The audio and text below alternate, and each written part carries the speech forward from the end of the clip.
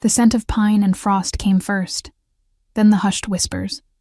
In our pack's gathering hall, bodies pressed together like frightened sheep, their anxious heartbeats drumming in my ears despite my inability to see their faces. Winter solstice celebrations should have brought joy, mulled wine, and singing, not this suffocating dread that pressed against my skin like a cold, wet cloth. "Stay back, Ellie," my sister Nora whispered, her fingers digging into my shoulder as she guided me to a corner. "The Alpha King is here, and he's not himself." I nodded, clutching the small amber pendant hanging around my neck. My mother's last gift before she died. She'd been blind like me, but had somehow become our previous Alpha's most trusted advisor. "The eyes that truly see lie behind closed lids," she'd tell me. The pendant warmed against my palm, a familiar comfort in the chaos.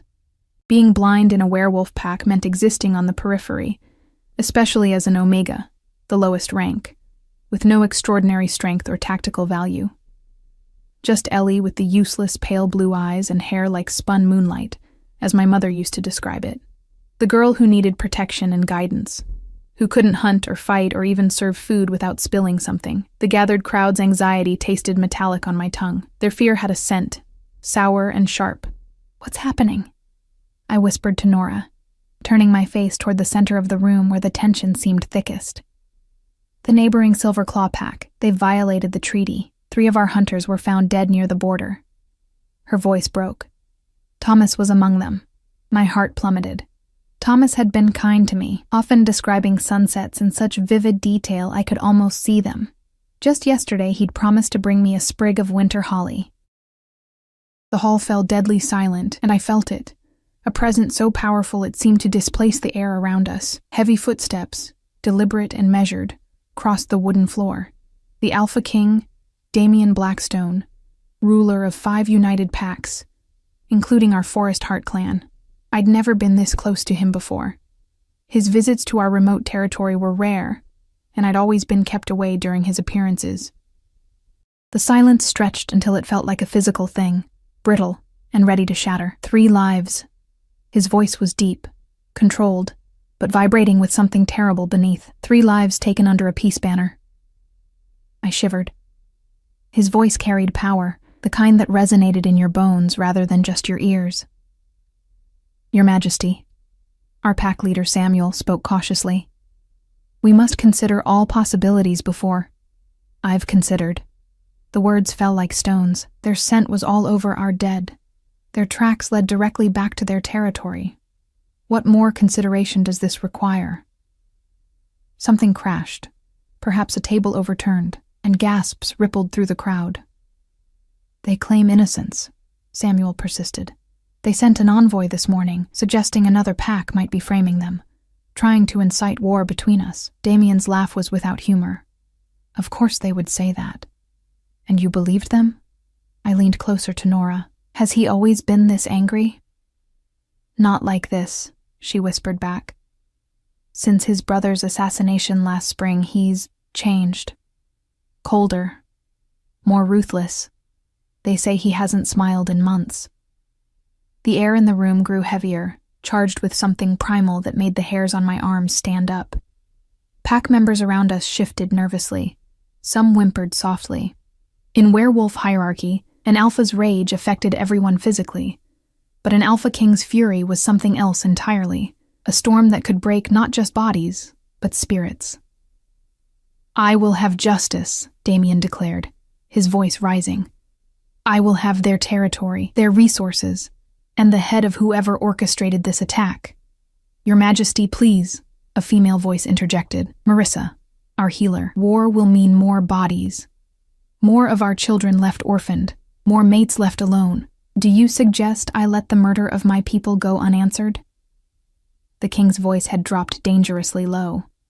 I felt the pressure building in the room, his rage manifesting as physical discomfort for every wolf present. Some began to whine, a primal response to an alpha's displeasure. My own chest felt tight, lungs struggling against the invisible weight. "Send me," a male voice volunteered. "I'll infiltrate their pack, find proof of who's truly responsible." "That would take weeks," the king dismissed. "I want action now." I want them to feel what I feel. My fingers tightened around my pendant. Mother had taught me to sense emotions beyond what others could perceive. Behind the king's rage burned something else, something raw and wounded, not just anger, but grief, pain, loneliness. Without fully understanding why, I stepped forward, slipping from Nora's grasp.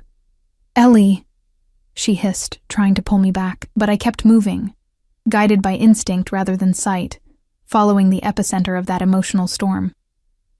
The crowd parted silently before me, perhaps too shocked by my boldness to stop me. "Who approaches?" the king growled, his attention suddenly focused on me. I stopped, trembling but determined. "Someone who knows the difference between justice and vengeance, Your Majesty." The hall went deadly quiet. I had just challenged the most powerful alpha in 5 territories. "A blind Omega dares lecture me on justice?" His voice held dangerous amusement.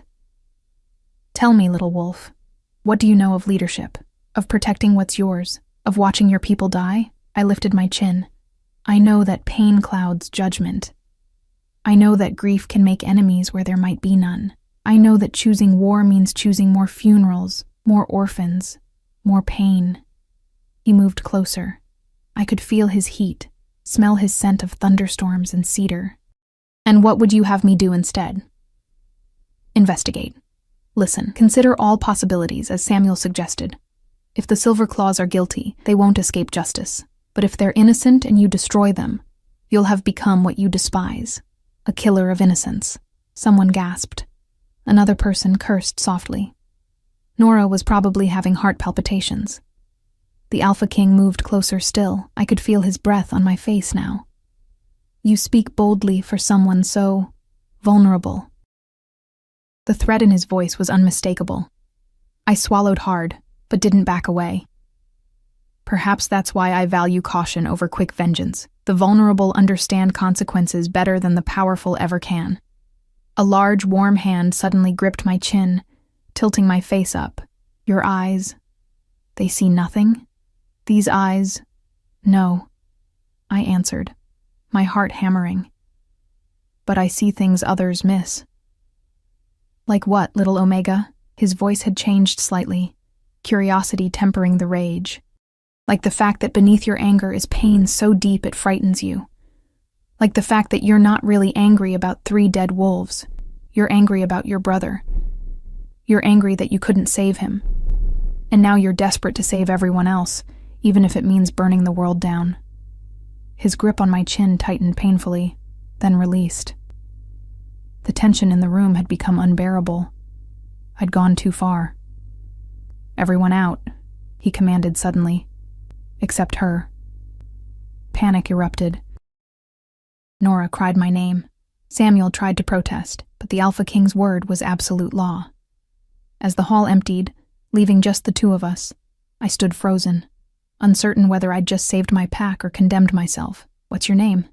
he asked, his voice quieter now that we were alone. "Eleanor. Ellie, the daughter of Vivian, the blind seer." It wasn't a question. I nodded, surprised. "You knew my mother?"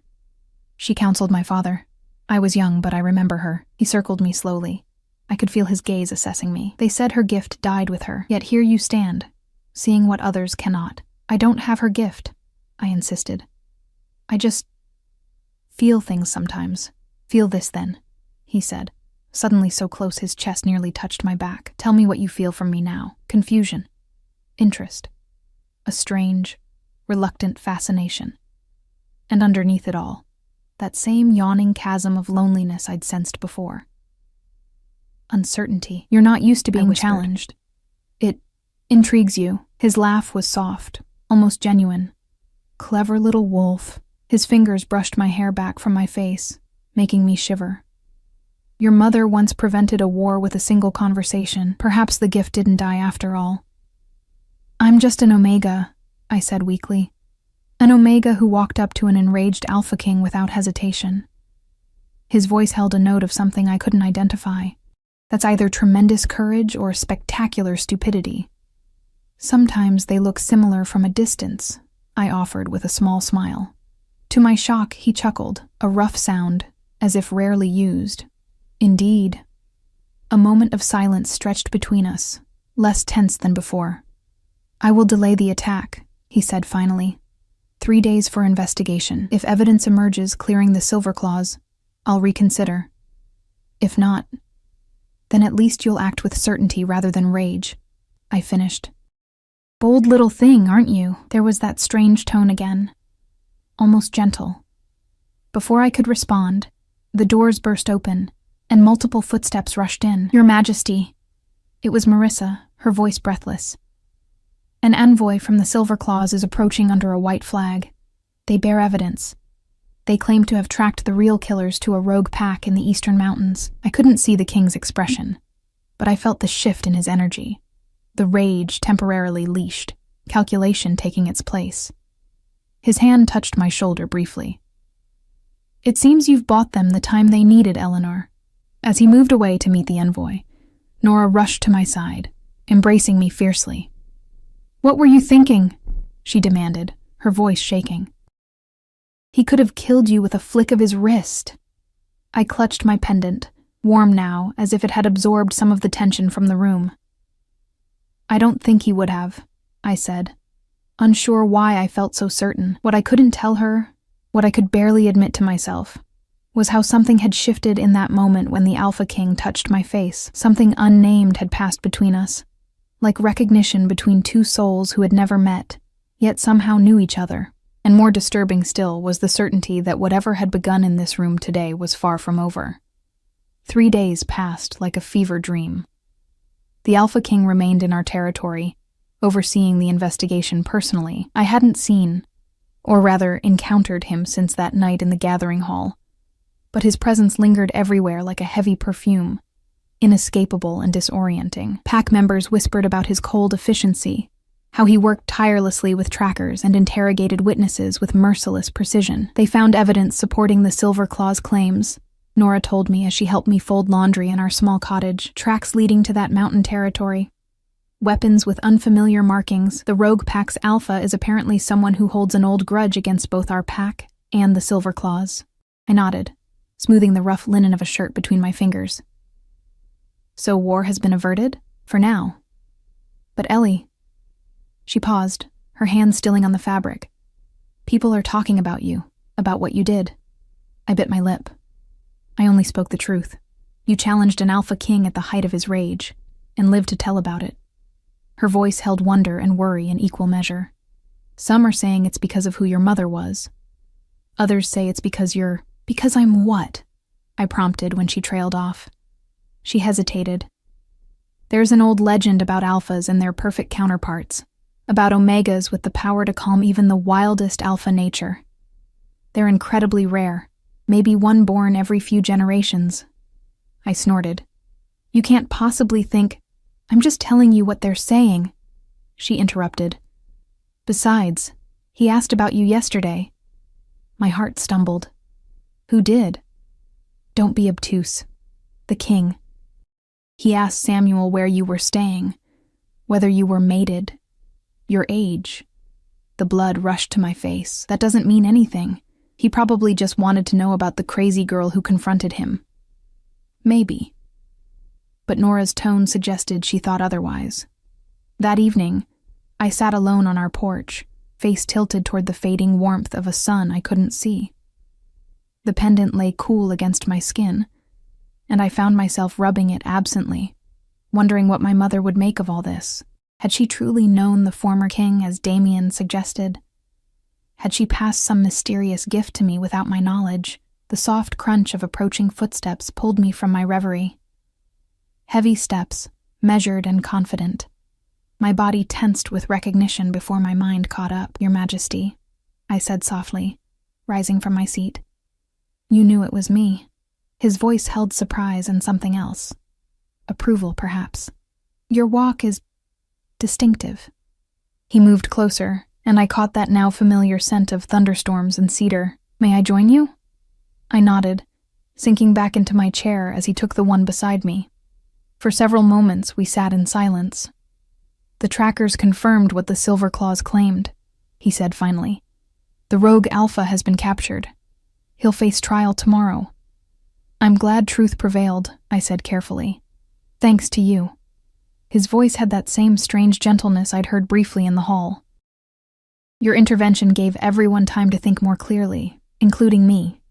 I shook my head. "I only said what needed saying. Few would dare." A pause.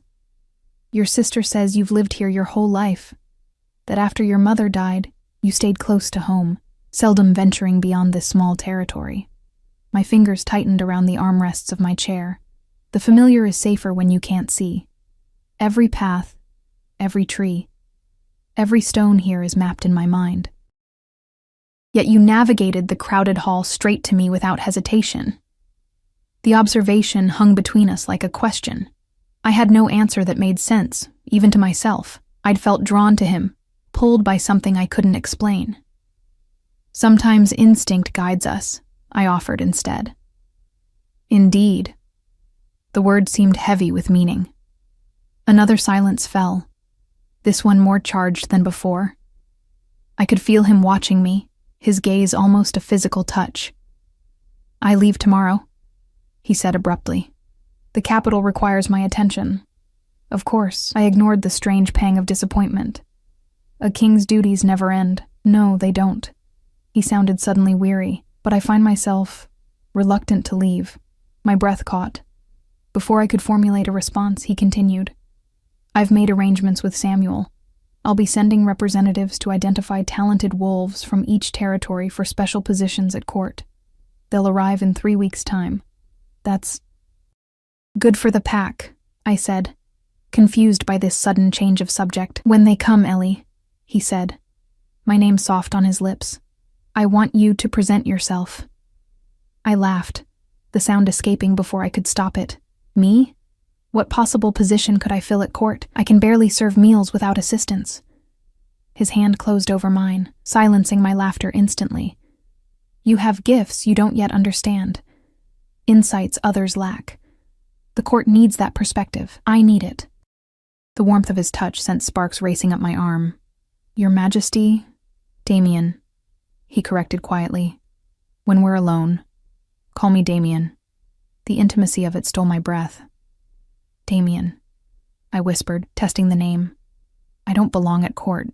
I'm not—" "You questioned an alpha king to his face and made him reconsider a war," he interrupted.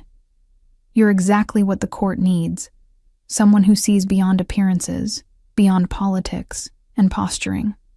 His fingers tightened slightly around mine. "Promise me you'll come." It wasn't quite an order, but the authority in his voice left little room for refusal. "I'll consider it," I managed. He made a low sound, frustrated amusement. Stubborn little wolf. He released my hand and rose from his chair. 3 weeks, Eleanor. I'll be expecting you." With that, he departed, leaving me shaken and confused. True to his word, Damien left the next morning. Life in the pack should have returned to normal, but nothing felt normal anymore. People treated me differently, some with newfound respect, others with suspicion, as if I'd used some kind of witchcraft on the Alpha King. "You should go," Nora insisted, as the days passed and the royal representative's arrival drew nearer. "This is the opportunity of a lifetime, Ellie. For someone who can see," I countered. "The capital would be completely foreign to me. I'd be lost, dependent on others for everything." "You'd adapt," she argued. "You always do." At night, alone in my bed, I found my thoughts returning to Damien, to the sound of his voice, the touch of his hand on mine, the strange connection I'd felt. Was that what Nora meant about special omegas? The idea seemed absurd, like something from children's tales. Yet I couldn't deny that something had passed between us, something unexplainable. 2 weeks after the king's departure, disaster struck. A hunting party from our pack, including Nora, was ambushed near the northern border. 2 killed, 3 badly wounded, Nora among them.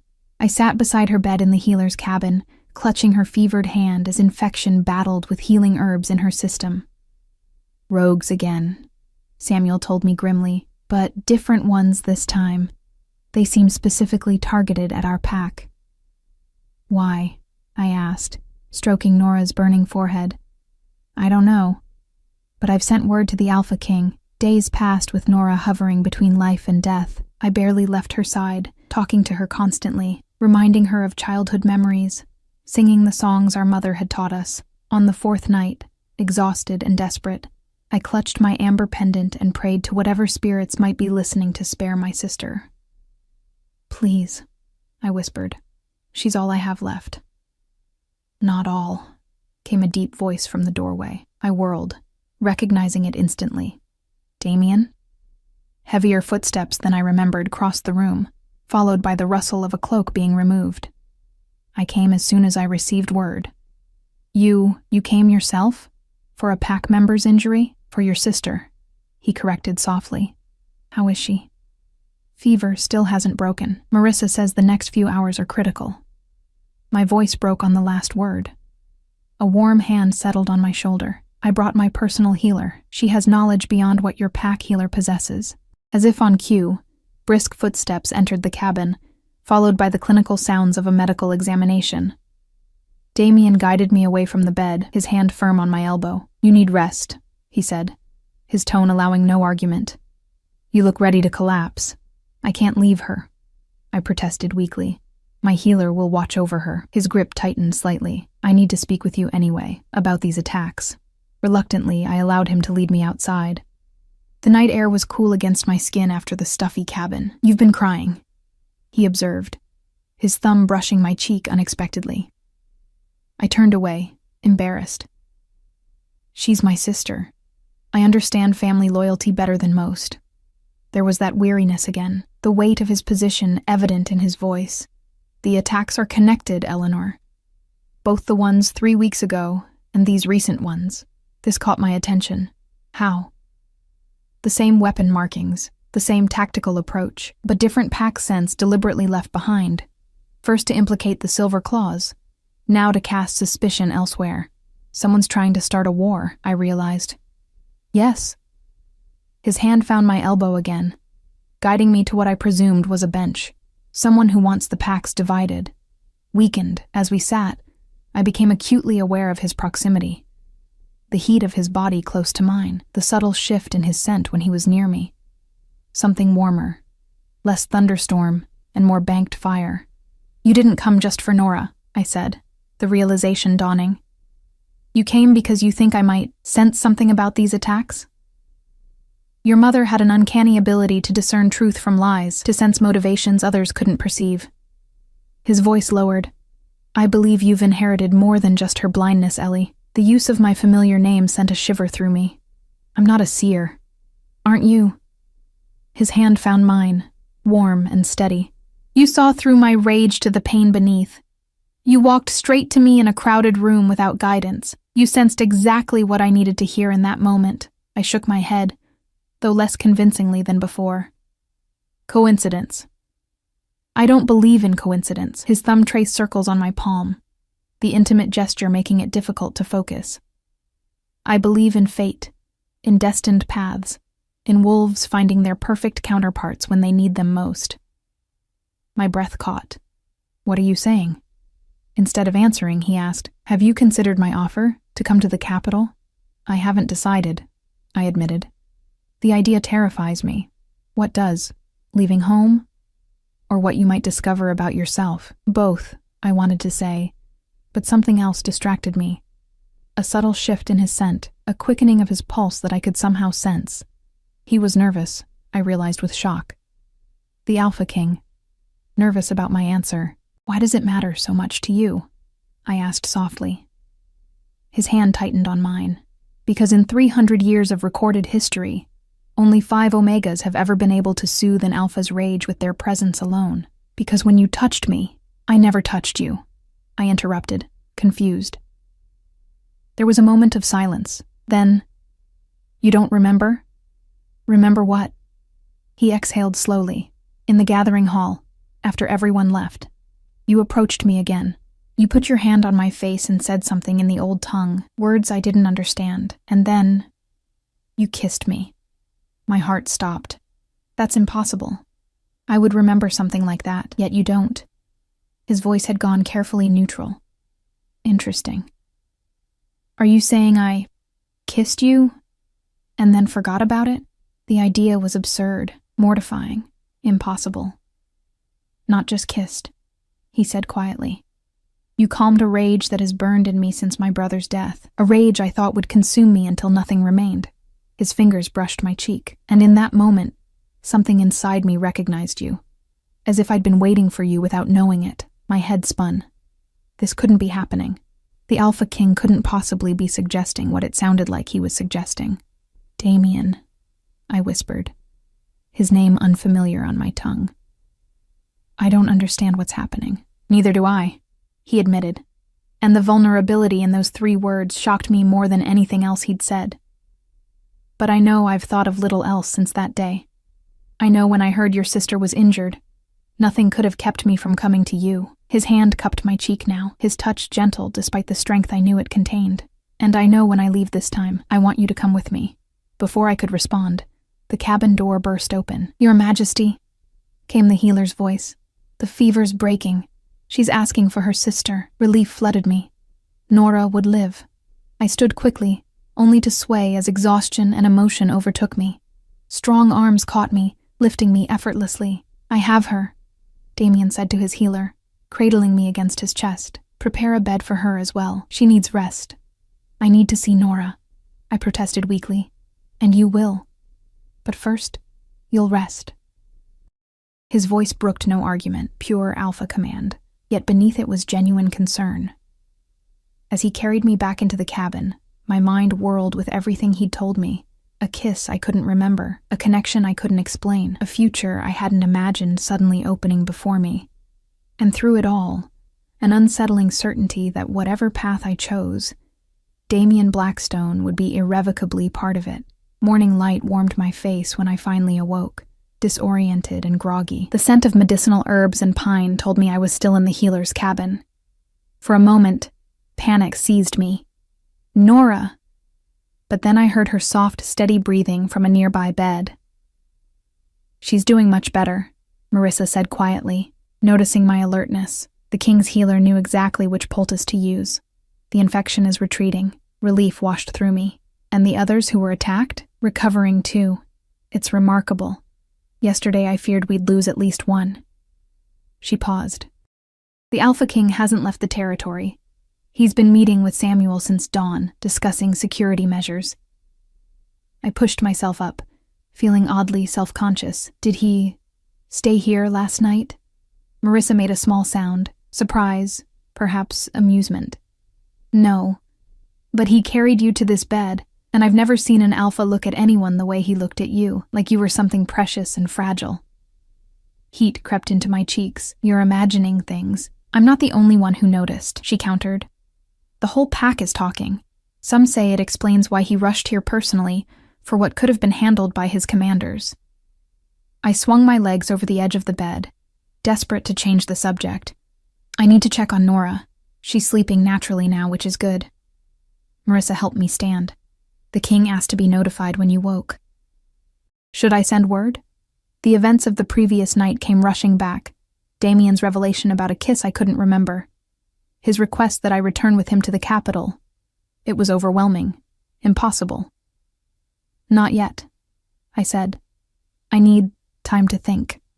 Marissa guided me to Nora's bedside. I reached out, finding my sister's hand.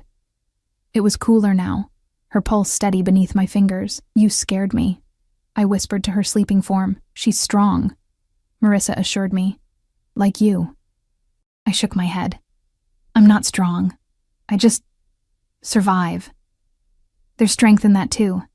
A new voice entered the conversation, deeper, authoritative, yet softened somehow. Damien had returned. Your Majesty? Marissa murmured, her tone deferential. I was just about to send word. Leave us, please, he said, not unkindly. The healer's footsteps retreated, the door closing softly behind her. Silence stretched between us. I remained beside Nora's bed, my hand still clasping hers, anchoring myself to the familiar in the face of everything unknown that Damien represented.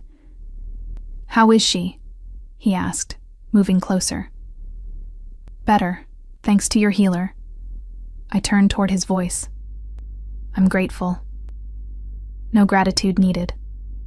He stopped beside me, his warmth radiating against my arm. How are you feeling?" "Confused," I admitted. "About everything you told me last night." He was quiet for a moment. "You truly don't remember kissing me?" My face burned. "No. It's not possible. I wouldn't have been so forward." "Yet you were." His voice held no mockery, only curiosity. "Your eyes clouded over, turned completely white, and you spoke words in the old tongue. Then you pressed your lips to mine, and it was like a storm breaking. The rage that had consumed me for months simply dissolved." I shook my head, bewildered. "That sounds like possession, not me." "Or like your mother's gift," he suggested quietly. "Vivian was known to enter trances when the spirits wished to speak through her." My fingers found my pendant automatically. "My mother never mentioned such things to me. Perhaps she was waiting until you were ready." His hand settled lightly on my shoulder. "The old stories speak of special omegas. Spirit-touched, they called them, capable of balancing an alpha's power, of seeing beyond the physical world." "Those are just legends," I protested weakly. "Many legends have roots in truth." His fingers moved to brush a strand of hair from my face, the touch sending shivers down my spine. "Since that moment in the hall, I've felt connected to you, as if an invisible thread binds us." I swallowed hard. "And if I don't feel the same?" His hand stilled. "Do you not?" The question hung between us, demanding truth. And the truth was that I did feel something. A pull toward him that defied explanation. A sense of recognition that transcended our brief acquaintance. "I don't know what I feel," I whispered. "This is all happening so fast." He withdrew his hand slowly. "I understand. But I must return to the capital soon. Tomorrow, or the day after at latest. These attacks require a coordinated response across all territories." "And you still want me to come with you?" I couldn't keep the disbelief from my voice. "More than ever." The certainty in his tone was unsettling. "But I won't force you, Eleanor. The choice must be yours." Nora stirred beside me, saving me from having to respond. "Ellie?" Her voice was weak, raspy. I turned to her immediately, relief flooding through me. "I'm here." "What happened?" "I remember the attack, and then—" She trailed off, confusion evident. "You've been ill," I explained, squeezing her hand. "But you're getting better now. The Alpha King," she murmured, and I could tell from her tone that she'd noticed his presence in the room. "You came. For both of you," he confirmed, his deep voice gentler than I'd ever heard it. Nora's hand tightened on mine. "Then it's true. What they say about you and Ellie," I tensed. "Nora, what do they say?" Damien asked, sounding genuinely curious. "That you've recognized her as your true mate? That she calmed your fury when no one else could?" Nora's directness made me want to sink through the floor. Damien was silent for a long moment. "The connection between us is unusual," he said finally. "More than I can explain, but your sister hasn't accepted anything yet." "Because she's stubborn," Nora said with a weak laugh. "Always has been." "I prefer to think of it as cautious," I retorted, grateful for the lightening of the mood despite my embarrassment. "The king's advisors won't like it," Nora continued, apparently determined to discuss this openly. "An Omega with no political connections, no formal education, and blind, too. They'll see her as unsuitable." "Nora," I hissed, mortified. But Damien only laughed, a genuine sound that transformed the energy in the room. "My advisors haven't liked most of my decisions since I took the throne. Their disapproval is practically a recommendation at this point. Still," Nora pressed, "they'll make things difficult for her. Which is precisely why I need her," he said, suddenly serious again. "The court is a nest of vipers, ambition masked as loyalty, cruelty disguised as tradition, someone who sees beyond appearances, who senses the truth beneath the facade. That's rare and valuable. I'm just a simple pack wolf," I protested. "I know nothing of court politics. You know people," he countered. "You understand what drives them, what wounds them, what heals them. That's worth more than any political education." Nora's hand squeezed mine. "You should go, Ellie. There's nothing for you here except memories and familiar paths. There's you," I reminded her. "I'll recover." she said firmly. "And then I'll visit you at court and scandalize everyone with my common manners." Despite everything, I smiled. That sounded exactly like Nora. "Your sister would have the protection of the crown," Damien added. "As would your entire pack. No one would dare target them again." The implication hung in the air, that by going with him, I might be ensuring my pack's safety. It felt manipulative, yet I couldn't deny the logic. A pack with direct connection to the Alpha King would be less vulnerable. Before I could respond, there was a commotion outside, raised voices, hurried footsteps. The cabin door burst open. "Your Majesty," Samuel said urgently, "we've captured one of the rogues from yesterday's attack. He was trying to slip back across our border." Damien's posture changed instantly, tension radiating from him. "Where is he?" "The holding cell's beneath the meeting hall. He's injured but conscious." The Alpha King moved toward the door, then paused, looking back at me. "Come with me," he said. Not quite a command, but not quite a request either. "Me?" I asked, bewildered. "Why?" "Because if anyone can sense whether he's telling the truth, it's you." His tone left no room for argument. I hesitated, torn between staying with Nora and the undeniable pull of Damien's request. "Go," Nora urged quietly. "I'll be fine." With a sigh of resignation, I rose and allowed Samuel to guide me from the cabin, Damien leading the way. The walk to the meeting hall was silent, tension thick in the air. Inside, Samuel led us down a narrow staircase to the cellar level, where the pack kept its rare prisoners. The scent hit me first. Blood, fear, and something else. Something bitter and wrong. "He's not healing properly," I whispered to Damien as we approached the cell. "There's infection." Damien's hand found the small of my back, steadying me. "Can you sense anything else?" I focused, reaching out with senses beyond the physical as my mother had taught me. Desperation, exhaustion, and... I frowned. Confusion, as if he doesn't fully understand why he's here. "Interesting," Damien murmured. "Let me question him first." The cell door creaked open, and we entered. I could hear the prisoner's ragged breathing, smell his fear intensifying at the Alpha King's presence. "You attacked members of the Forest Heart Pack yesterday," Damien stated, his voice hard as granite. "Why?" A rasping laugh. "Wouldn't you like to know, Your Majesty?" "You're already facing execution for your crimes," Damien continued coldly. "Cooperation might earn you a quicker death." The prisoner coughed wetly. "Death comes for us all anyway." Something about his tone caught my attention. Resignation rather than defiance. I stepped closer despite Samuel's warning hand on my arm. "You're dying," I said quietly. "The wound is poisoned." Silence then. "Clever girl. Who sent you?" I asked gently. "Doesn't matter," he muttered.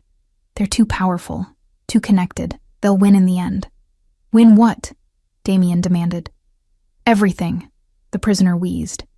"The territories, the throne. They've been planning it for years." I could sense Damien's tension beside me. "Who are they?" "Can't say."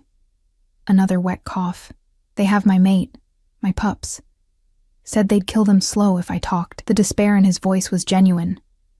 I reached out instinctively, finding his fevered hand. "Where are they being held?" I asked softly.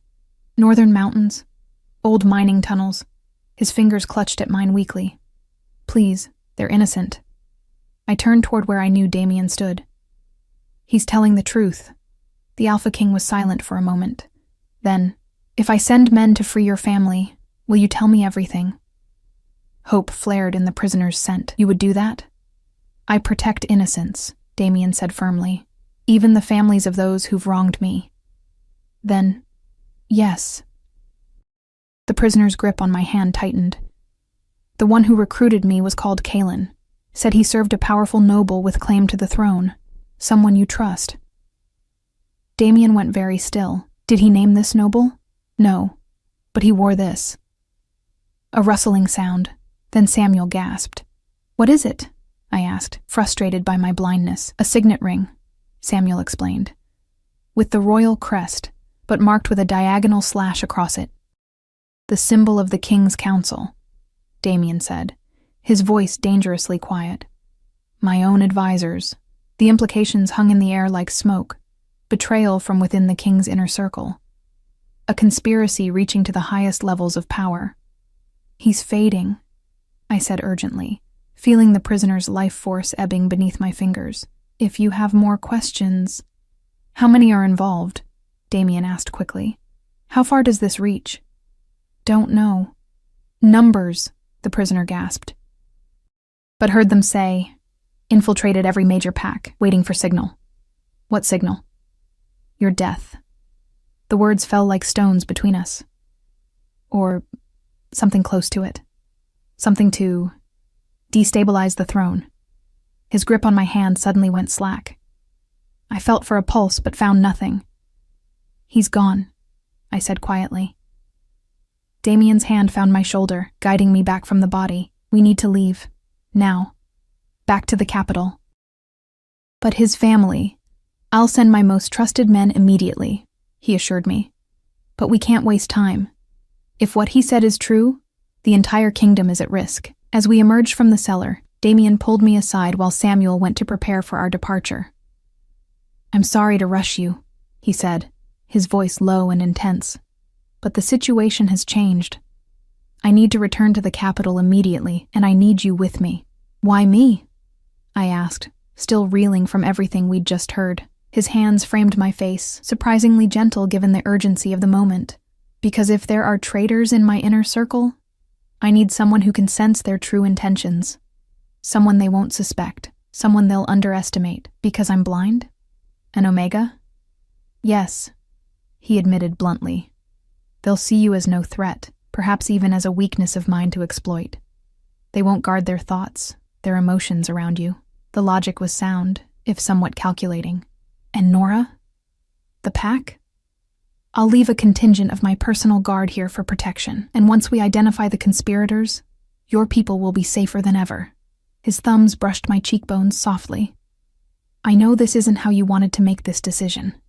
I know I'm asking much of you, but I believe you were brought into my life at this exact moment for a reason, Eleanor. The intensity in his voice made me shiver. And if I refuse? His hands dropped away. Then I'll respect your choice. But I think you know as well as I do that something larger than both of us is at work here. He was right. From the moment I'd approached him in the gathering hall, events had been pulling us toward this point, this decision. Whether by fate or coincidence or some gift inherited from my mother, I was now entangled in a conspiracy that threatened the entire kingdom. I need to say goodbye to Nora, I said finally, the words feeling like a surrender. Damien's relief was palpable. Of course. We'll leave within the hour. As he walked away to make preparations, I stood frozen, wondering if I'd just made the biggest mistake of my life, or taken the first step toward a destiny greater than I'd ever imagined. The journey to the capital took 3 days by horseback, with Damien insisting I ride with him rather than alone. At first, I protested. I'd never left our territory before, let alone traveled such distances. But the practicality of the arrangement soon became clear. The constant proximity to him was both unsettling and oddly comforting. His body a solid warmth against my back, his arms ensuring I wouldn't fall. We're approaching the city, he murmured on the 3rd day, his breath warm against my ear. You'll hear it soon. Indeed, minutes later, a cacophony of sounds reached me. Voices, cartwheels on stone, animals, music, all blending together in a symphony of life so different from the quiet forest I'd known. The scents changed too. Smoke, spices, animals, and too many people to count, each with their unique signature. It's overwhelming, I whispered, instinctively pressing back against his chest. His arm tightened around my waist. Focus on me, he said quietly. My scent, my heartbeat. Use them as anchors. I did as he suggested, centering myself on the now familiar cedar and thunderstorm scent, the steady rhythm of his heart against my back. It helped, though the city's sensory assault remained dizzying. As we rode through what I assumed were the main streets, the crowd's reactions shifted. Hushed whispers, then silence, then calls of, "The king returns." Damien remained tense against me, his body language alert despite the seemingly warm welcome. "Trust no one," he had warned during our journey. Not until we know how deep this conspiracy runs. The royal palace, when we finally reached it, was a different world entirely. Hushed voices, controlled movements, the scent of polished stone and beeswax. Servants approached immediately, their deference evident in their tones as they welcomed their king home. "Prepare the blue suite in the east wing," Damien commanded as he helped me dismount. "Lady Eleanor will be staying there." "The blue suite, Your Majesty?" someone questioned, surprise evident. "But that's in the royal family's private wing." "Exactly," Damien replied, his tone brooking no argument. "And arrange for Madame Lydia to attend her. She'll need appropriate attire and orientation to the palace layout." His hand remained at the small of my back as he guided me inside, through corridors that echoed with our footsteps. The air grew cooler, the sounds more muffled as we moved deeper into the palace. "Your rooms will be adjacent to mine," he explained quietly. "It's the safest location, and it will allow us to speak privately without arousing suspicion." "Won't that create more suspicion?" I asked, placing an unknown Omega near the king's chambers. His soft laugh surprised me. "Court gossip is inevitable, regardless of where I place you. At least this way, the gossip serves our purpose. They'll be so busy speculating about our relationship that they may reveal their true allegiances." We stopped before what must have been a door. "Rest now," he said, his voice softening. "Lydia will help you settle in. I must meet with my commanders immediately. But I'll come to you this evening to discuss our next steps." Before I could respond, he lifted my hand and pressed his lips to my knuckles, a formal gesture made intimate by the lingering of his touch. Then he was gone, leaving me in the care of a servant who introduced herself as Lydia. The next hours passed in a blur, as I was bathed, dressed in silk softer than anything I'd ever worn, and oriented to my new chambers. Lydia, a beta with a motherly manner, proved surprisingly helpful, describing each room in detail and guiding my hands to important landmarks. "The blue suite has that name for its azure silk hangings and sapphire accents," she explained. "Though that means little to you, I suppose, but you might appreciate that it's designed for excellent acoustics. Music played here sounds particularly sweet." She continued her patient orientation, showing me how the furniture was arranged, where to find what I needed, always ensuring I could navigate independently. By evening, I had a rudimentary mental map of my quarters, though the vastness of the palace beyond remained daunting. When Damien finally returned, his footsteps immediately recognizable, I was seated by an open window, enjoying the evening breeze and the distant sounds of the city. "You look—" He paused in what I assumed was the doorway. "You look like you belong here." I smoothed the unfamiliar silk of my new gown self-consciously. "I feel like an imposter." His footsteps approached, and then he was beside me, his scent mingling with something new. Ink, parchment, the metallic tang of armor. The day's business clung to him. "The council has been informed of your arrival," he said, taking the seat opposite mine, "as my guest of honor from the Forest Heart territory. A cultural envoy of sorts, and they believe that?" His soft laugh held little humor. "They pretended to, while immediately beginning to investigate your background, I'm sure. Will they find anything of interest? Only that you're the daughter of Vivian, which may actually lend credibility to your presence here. Your mother's reputation still carries weight in certain circles." A pause. "The council meets tomorrow morning. I want you there." My heart quickened. "So soon?" "We have little time. The prisoner's information suggests their plans are already in motion." His voice lowered. "I've dispatched my most trusted men to the mining tunnels he mentioned. If his family is there, we'll find them. And if they're not, then we'll know he was either lying or misinformed." His tone suggested he didn't believe either scenario. I twisted my pendant nervously. "How should I behave tomorrow? What's my role in this meeting?" "Simply observe. Listen. Feel what remains unspoken." He leaned closer, his knee brushing mine. "You'll be introduced as my honored guest. Nothing more. The council members will underestimate you. Use that to your advantage." The responsibility felt enormous. The fate of the kingdom potentially resting on my ability to sense deception among people I'd never met. "What if I fail?" I whispered. "What if I can't discern who's loyal and who isn't?" His hand covered mine, stilling its nervous movement. "You won't fail. I've seen what you can do, Eleanor, even if you haven't fully recognized it yourself." The confidence in his voice was both reassuring and terrifying. "You're placing tremendous faith in a gift I'm not sure I possess, because I've felt its effects firsthand." His thumb traced circles on my palm, the intimate gesture sending shivers up my arm. "Do you still not remember what happened between us?" The question hung in the air, heavy with implication. "I've had dreams," I admitted reluctantly. "Fragments, impressions, but nothing concrete." His grip tightened slightly. "Tell me." "Just sensations. Your face beneath my fingertips, words in my throat that didn't feel like my own. A compulsion I couldn't resist." I swallowed hard. "But it feels more like remembering someone else's actions than my own." "The old texts speak of this," he said quietly. "How spirit-touched Omegas sometimes channel something beyond themselves. The ancient wisdom of the pack, perhaps, or something even older." I shook my head, overwhelmed. This morning I was just Ellie, the blind girl who needed help with everything.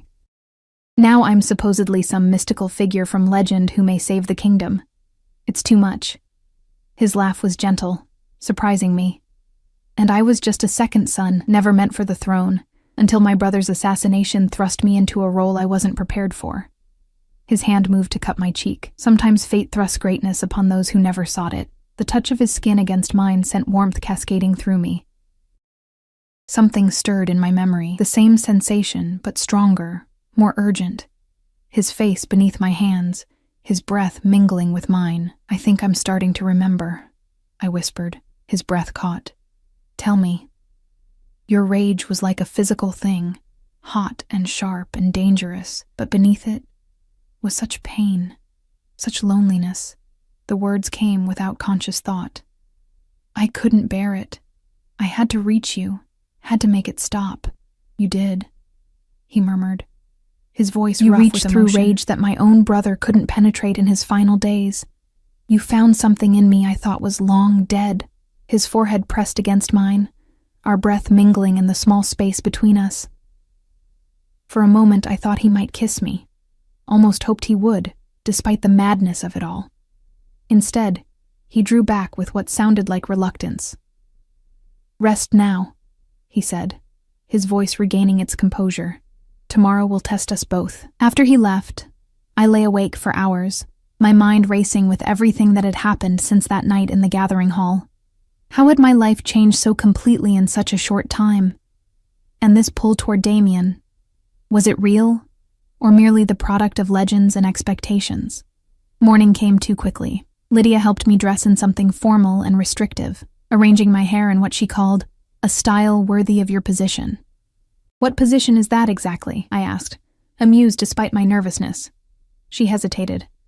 "The king has shown you particular favor. That alone grants you status many here would envy." Her hand stilled on my shoulders. "Be careful, my lady. Court is a dangerous place for the unwary." Before I could question her further, there was a knock at the door. Damien had come to escort me to the council meeting. His hand on my elbow guided me through corridors that twisted and turned until I was thoroughly disoriented. The sounds of the palace grew louder, then muted again as we entered what must have been a different wing. "The council chamber has 7 members besides myself," he murmured as we walked. "Pay particular attention to Lord Vincent and Lady Miranda. They've been most vocal about border security and military matters." I nodded, trying to commit the names to memory as nervousness fluttered in my stomach. We stopped before heavy doors that groaned as guards pulled them open. The scent of the chamber hit me immediately. Old parchment, candle wax, polished wood, and the mingled sense of several people already inside. Conversation halted abruptly at our entrance. "Your Majesty," several voices acknowledged in unison, followed by the sounds of people rising from their seats. "My lords and ladies," Damien's voice carried the full weight of his authority. "Allow me to present Lady Eleanor of the Forest Heartpack, daughter of the seeress Vivian." A tense silence greeted Damien's introduction. I felt the weight of unseen gazes assessing me, judging my worth in an instant. "Lady Eleanor," a woman's voice finally broke the silence. smooth as honey yet somehow lacking warmth. What an unexpected honor. We seldom receive guests from the outer territories, especially during such challenging times. Lady Miranda, Damien acknowledged, his hand still firm on my elbow. Lady Eleanor has provided valuable insights regarding the recent attacks. I believe her perspective will benefit our discussions. He guided me to a seat, presumably beside his own at the head of what must have been a large table. The chair was ornately carved, uncomfortable against my back. Valuable insights? This voice was male, aged, with a hint of derision. He stopped abruptly. From a what, Lord Vincent? Damien's tone carried a dangerous edge. Please, complete your thought. The tension thickened. From someone with such limited experience in matters of state, Your Majesty. He'd clearly substituted his words, but the implication remained. From a blind Omega, from a nobody. Sometimes the clearest perspective comes from those untainted by political ambition, Damien replied smoothly. Now, shall we address the matter at hand? The coordinated attacks on our border territories suggest an organized effort to destabilize the kingdom. As the meeting progressed, I remained silent, focusing entirely on the voices around the table, on the subtle shifts in tone, in scent, in energy that accompanied each speaker. Lord Vincent spoke often, his voice carrying practiced authority. Lady Miranda contributed less frequently but with precise, pointed questions. 3 other counselors, Lord Thaddeus, Lord Garrett, and Lady Eliza, seemed genuinely concerned about the attacks, their emotions reading as authentic to my heightened senses. But there were 2 others whose reactions felt wrong.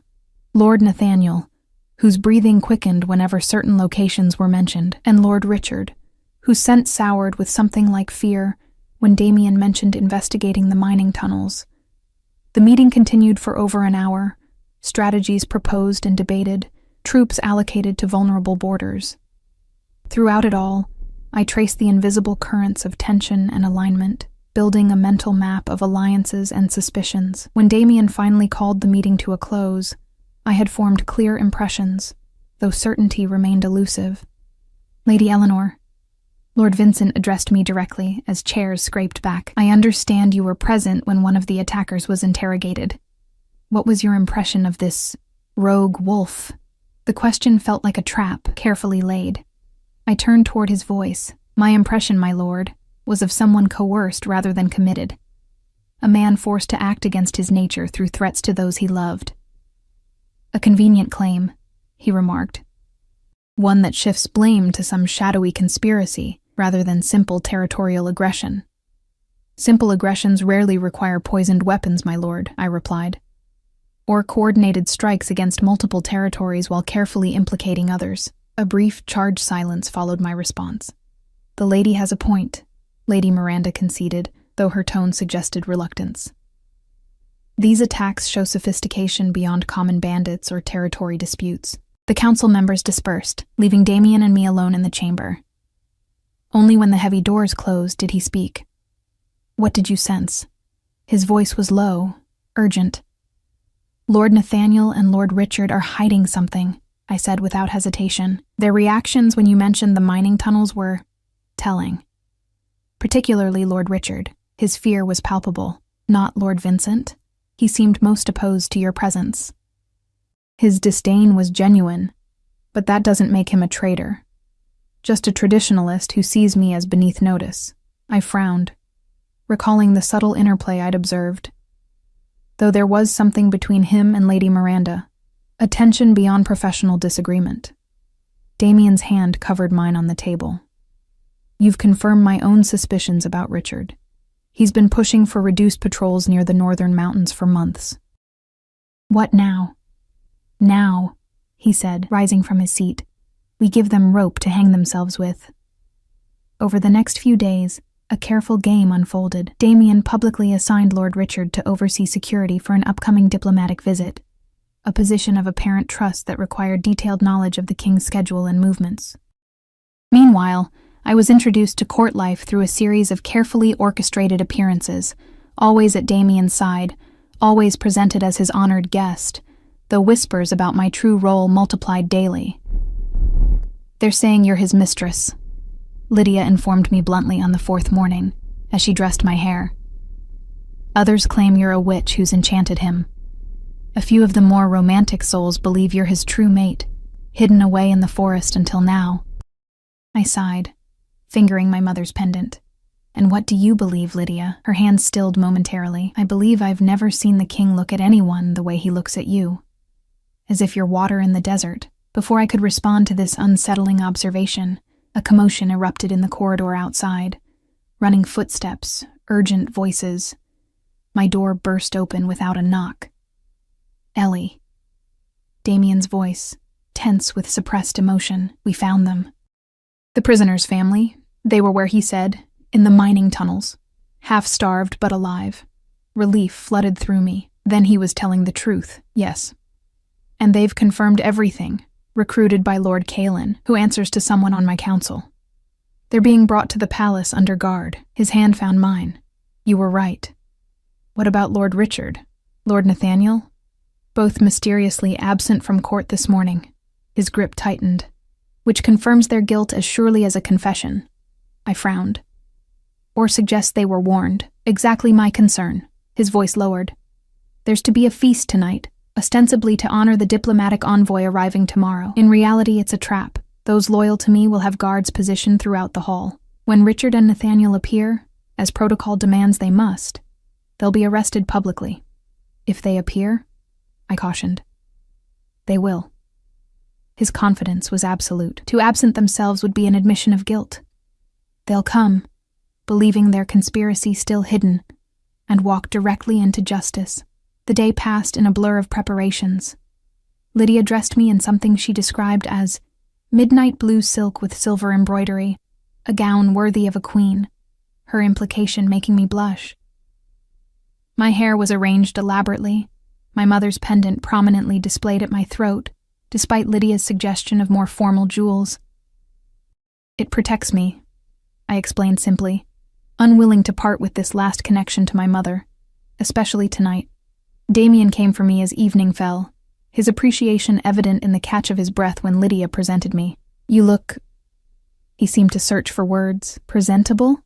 I offered with a small smile. Transcendent, he corrected softly, taking my hand. Like the moon given human form. The grand hall hummed with hundreds of voices as we entered, falling to hushed whispers at our arrival. Damien guided me carefully to what must have been a raised dais, seating me beside him in a place of honor that undoubtedly raised eyebrows throughout the court. Lord Richard has arrived, he murmured sometime later, his lips close to my ear under the pretense of an intimate comment, looking nervous but present. Lord Nathaniel as well, though he keeps glancing toward the eastern exit.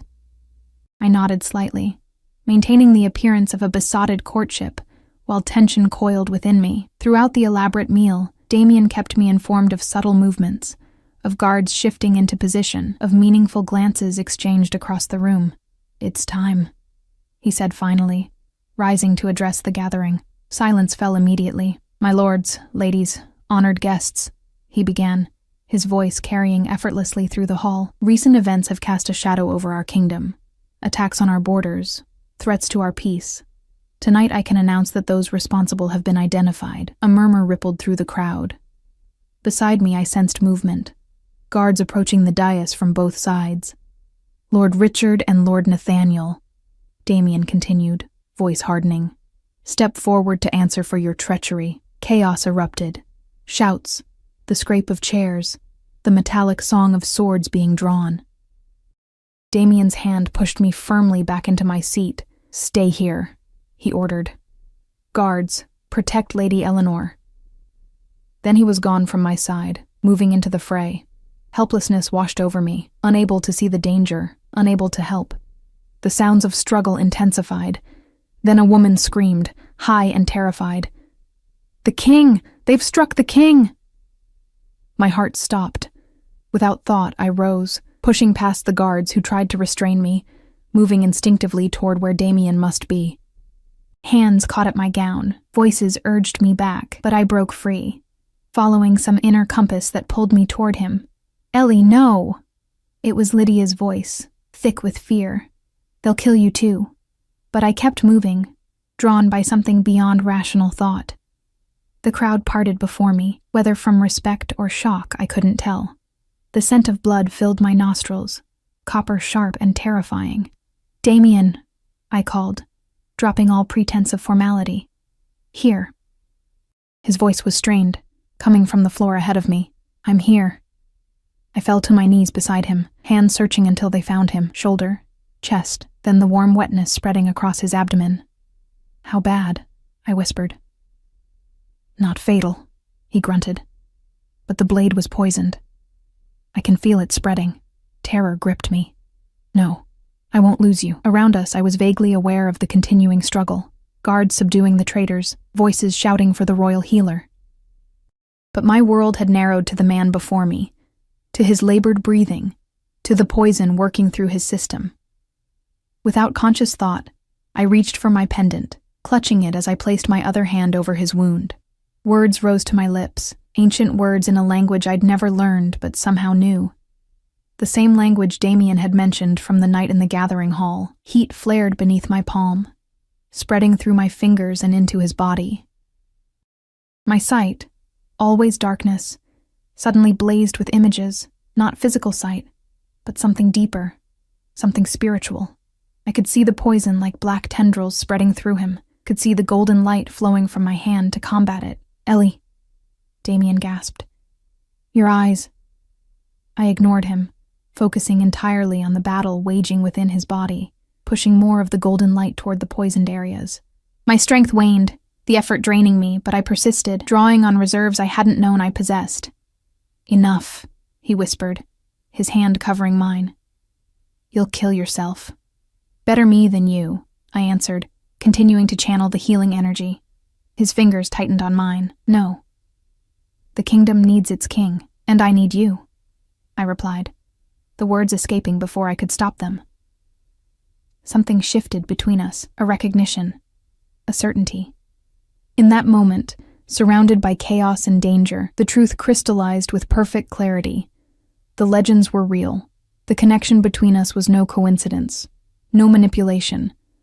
It was ancient, powerful, meant to be. With a final surge of effort, I pushed the last of the darkness from his body. As it dissolved, my strange vision faded, returning me to familiar blindness. Exhaustion crashed over me, and I slumped forward, his strong arms catching me before I could fall. "I've got you," he murmured against my hair. "I've always got you." In the days that followed, the conspiracy was fully exposed. Lord Richard confessed under questioning, revealing a plot that reached back to the former king's reign. A patient, methodical plan to destabilize the throne and place their own puppet in power. Lord Nathaniel and Lady Miranda were implicated as well, along with a dozen lesser conspirators throughout the territories. My role in saving the king became the stuff of immediate legend, whispered through the palace and beyond. The blind Omega who healed the poisoned Alpha King with nothing but touch and ancient words. The spirit-touched mate who balanced his fury with her calm, his strength with her insight. 1 month after the failed assassination, Damien found me in the palace gardens, seated beneath a blooming tree whose fragrance reminded me of home. "The last of the conspirators has been sentenced," he said, taking the place beside me. "The kingdom is secure again. For now," I agreed, though power always attracts those who would misuse it. His laugh was warm, genuine, a sound that had become more common in recent weeks. "Which is why I need you beside me.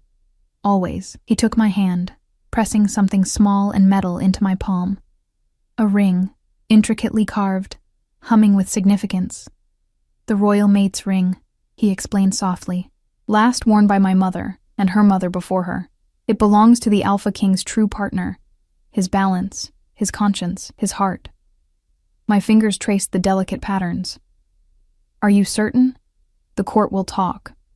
"The court already talks," he said with amusement. "They've been talking since the moment I carried you into the gathering hall after you collapsed. And you don't care?" "I care only that you accept." His voice grew serious. "Not just the ring, but everything it represents. The burden of rule, the weight of responsibility, the knowledge that our union is both personal and political, a bond between mates, and a symbol for the kingdom." I closed my fingers around the ring, feeling its rightness in my palm. I accepted my fate the moment I walked toward an enraged Alpha King instead of away from him, I said softly. Everything since has only confirmed what I think I knew even then. He drew me into his arms, his lips finding mine in a kiss that felt both new and familiar. As if we'd been sharing such moments across many lifetimes. Perhaps we had been. My beautiful blind seer, he murmured against my lips, who sees more clearly than anyone with eyes ever could. As I melted into his embrace, I silently thanked whatever fate or spirits had guided me to him, from the shadows of invisibility into the light of purpose, belonging, and love. No longer just Ellie the blind Omega, but Eleanor, the Alpha King's chosen mate, his perfect counterpart, the calm at the center of his storm. And somewhere beyond, I imagined my mother smiling, knowing this path had been mine to walk all along.